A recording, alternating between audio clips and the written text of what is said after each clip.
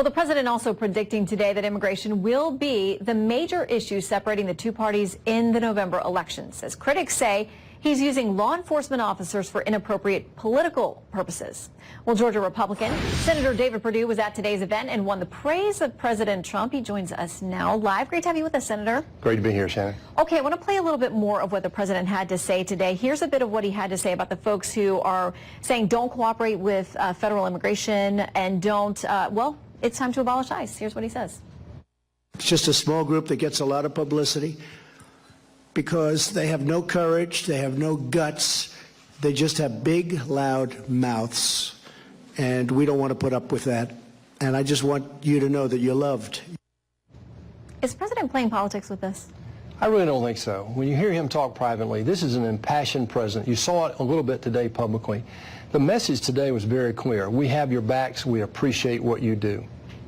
Well, the Washington Post said this. They were quoting somebody who was formerly an acting ICE director, John Sandweg. He said, they rolled out the red carpet for ICE, and there's something to be said for morale, because he admits that it is helpful. He says, but you're doing it in a way that politicizes it. It's going to take years of work to reform ICE's reputation.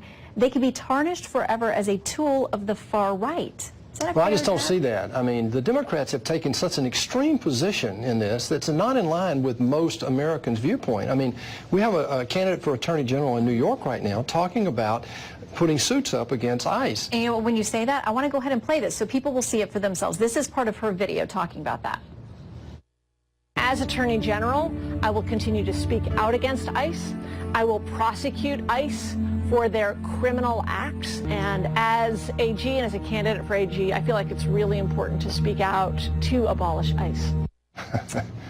Well, I said that's really an un-American position today when I was asked that question.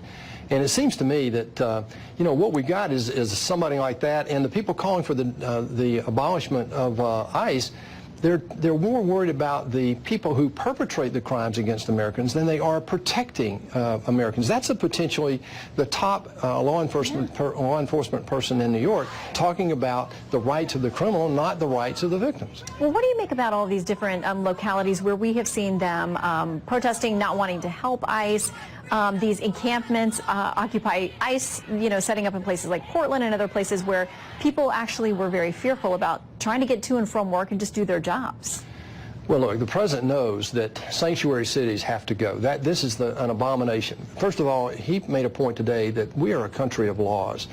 His first responsibility is to protect American citizens and protect and defend the Constitution. He takes that very seriously. So today you saw a very energized, impassioned, and emotional president at one point about this. And we're seeing more of you guys, you senators here in August in D.C. We're not used to that. I know you really pushed hard for it last year. Are you guys going to get some substantive things done this August? Well, we hope so. I mean, we are right now in a position we haven't been in 15 years where we're taking up a bill this week, labor and HHS, that we haven't done that in 15 years. We haven't passed all of the appropriation bills in over 20 years, Shannon.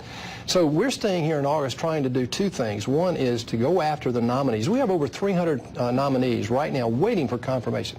This is the height of Democratic obstructionism. It's historic, really. And the second reason we're here is to try to get all these appropriation bills funded before September 30th. Well, I know there's a big push to return to what's called regular order with those funding bills, and you've got that Supreme Court confirmation coming up in September as well. So thanks for making a stop here. No, it's always good to be here, Shannon. I love this. Good to see you.